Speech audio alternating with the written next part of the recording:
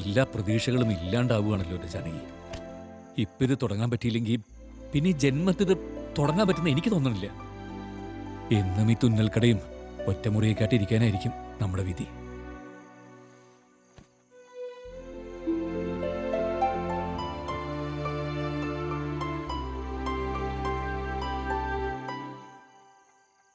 സ്മാർട്ടായി കളിച്ച നമുക്ക് രക്ഷപ്പെടാൻ ഒരു വഴിയുണ്ട്.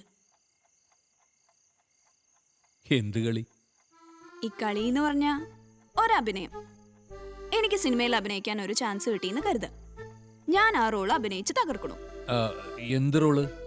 ഒരു ഗർഭിണിയുടെ റോള്.